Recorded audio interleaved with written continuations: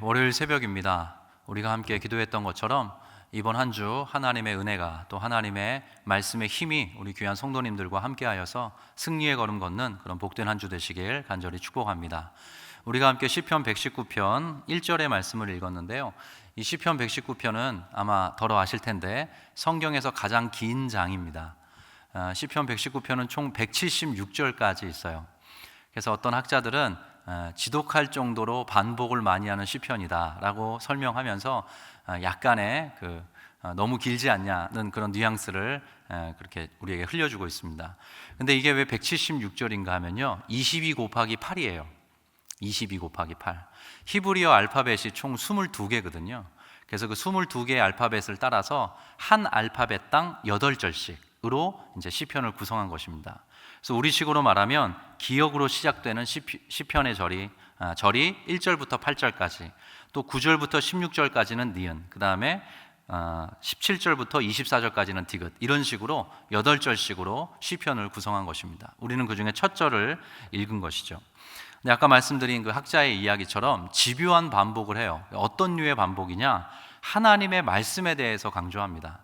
그래서 어떤 학자가 이제 이걸 다 조사해 봤더니 176절 중에 5절만 빼고 171절에 그 모든 말씀에 이런 말씀들이 등장한다는 거예요. 하나님의 율법, 하나님의 말씀, 증거, 도, 법도, 교훈, 율례, 계명, 이런 식으로 약간씩 표현을 달리하면서 하나님의 말씀에 대해서 계속적으로 강조하고 있다는 겁니다.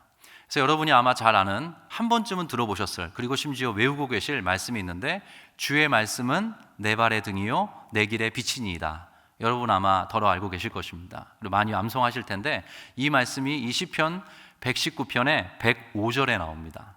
그래서 이렇게 하나님의 말씀에 대해서 거의 모든 절에서 반복하면서 강조를 하고 있는 것이죠. 그래서 왜 그러냐?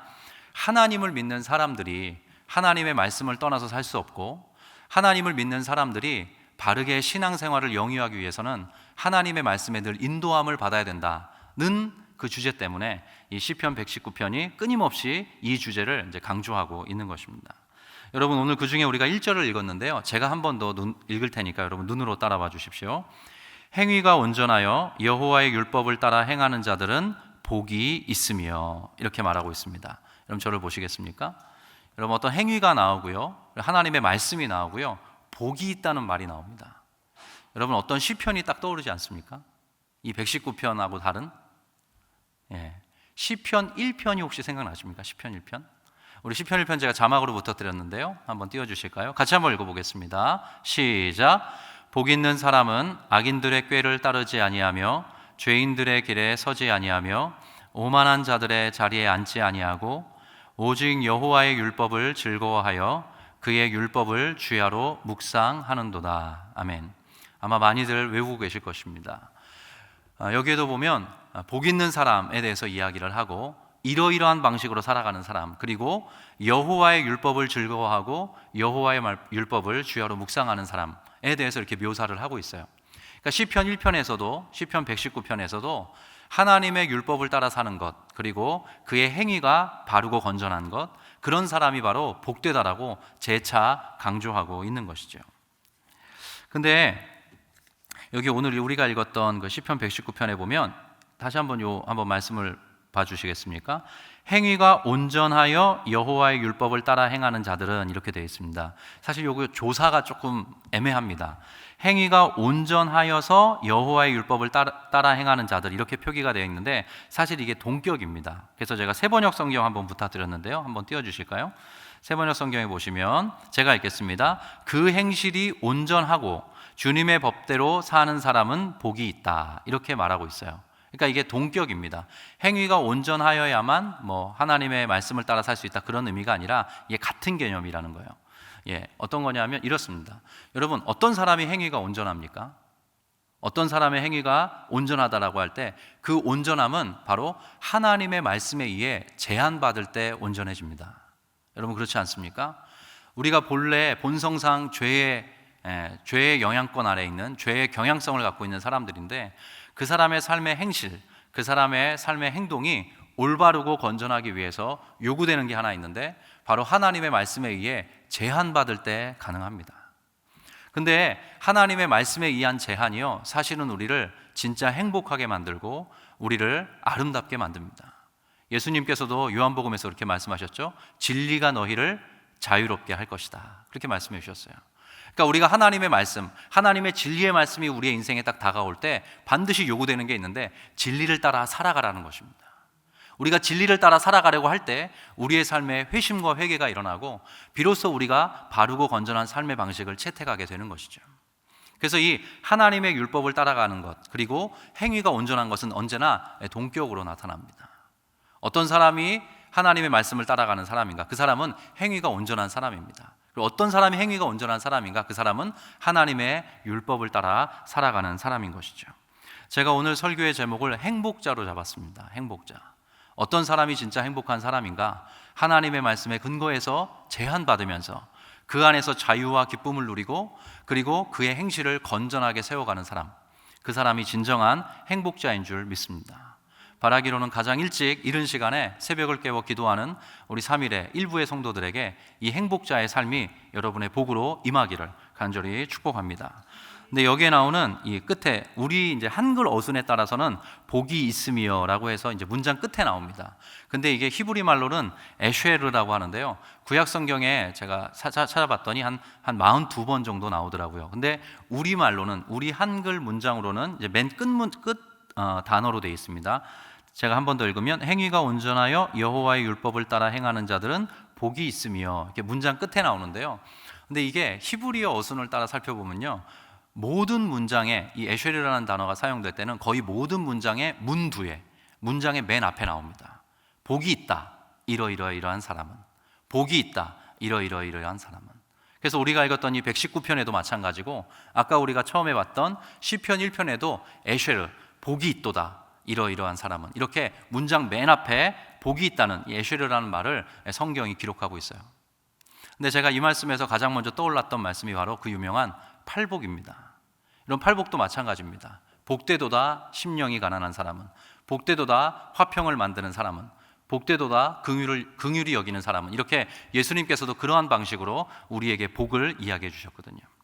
근데 제가 이 단어를 찾아보다가 언제 이 에쉐르라는 단어, 복이 있다는 말이 가장 먼저 쓰였는가를 눈여겨보게 되었어요. 구약 성경에 이 복되도다는 말이 쭉 나오는데, 그 가장 첫 번째 쓰인 그 곳이 바로 신명기의 막바지 부분입니다.